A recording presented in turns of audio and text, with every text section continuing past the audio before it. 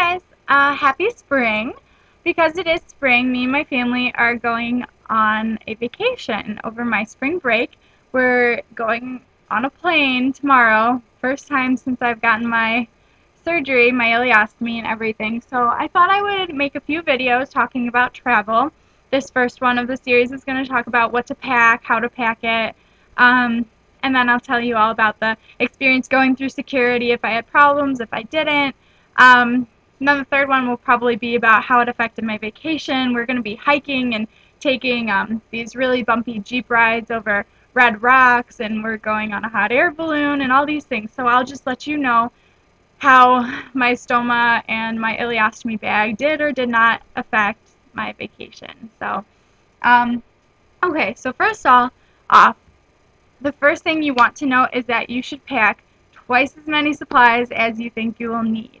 I'm gone for 6 days, so I'm bringing 4 of each of everything that I need. So I'm bringing 4 wafers, and since you cannot bring your scissors on the plane with you, you have to pack them in your checked bag.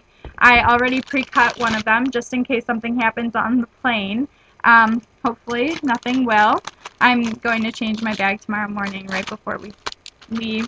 And then I brought 4 bags, and I'm, just in case, because I don't want to be caught anywhere without something that I may or may not need, I'm bringing both my powders, my stoma powder, just, you know, I always use my stoma powder, and my nystatin powder just in case I get an itchy rash. I just don't want to have to deal with that when I'm supposed to be having fun and on vacation. These are like the stoma rings, but they're just in a line. I actually like these a little bit better, and I get them for free from my home health care nurse. She has a patient who doesn't use them, and they are meant for stomas. So I'm bringing 3 of these because I usually only use half or a little bit more than half. So I only am bringing 3 of those, which should be good. It should suffice. I'm also bringing adhesive remover wipes, which, you know, because I'm a baby and don't like pulling it away from my skin without it. That's why I'm doing that. I also have the stuff that I actually really like. It's by Niltak, I think it's called. And it's adhesive remover spray, but it is in a metal can and it's liquid. So I'm not bringing this in my carry-on. I'm going to have to check this as well. My mom is checking her bag, so I'm just sneaking in a few things that I can't bring on the plane. Another thing that I am bringing are just these surgical gauze. You know, I use these to clean around my stoma. I'm just going to use tap water, not my saline solution like usual, but that doesn't hurt anything.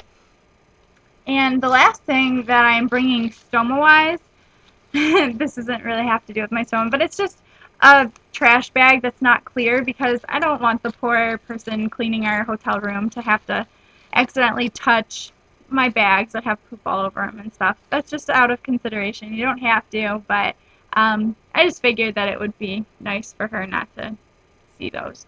Also, I almost forgot to pack this, so please, please, please remember to take your Imodium. You know, if your stool is very, very liquidy, there's a higher chance of a leak and your bag falling off and all that kind of stuff. So just Imodium to make that stool good. And I also have the Imodium with simethicone because I get really bad gas pains, and so that takes away the gas pains. So if not, you should pack some Gas X, which I actually also have. I don't know if you can see it, but it's that thing right there. Speaking of this, a lot of other pills that you need. I don't know if you guys have as many pills that you need to take as I do. I take pills just in case too. This is my Laura's Life cocktail. I did that when I still had ulcerative colitis, and those pills were saving my life. So I have more Imodium. I have Celexa, which I take every day. I have my antibiotic because I still have an infection in my abdominal cavity. I have Xanax just in case. I also sometimes take it to fall asleep. I know that's not good, but I do. I have Tylenol, and I have Vicodin just in case. God forbid I need to take it, but I always travel with Vicodin because you never know. Maybe there's drain pain, and I've always traveled with it when I had ulcerative colitis. And and then just some Gas X and more Imodium, and that's all I have. But if you have extra meds that you need, then, you know, pack everything you may or may not need, just in case.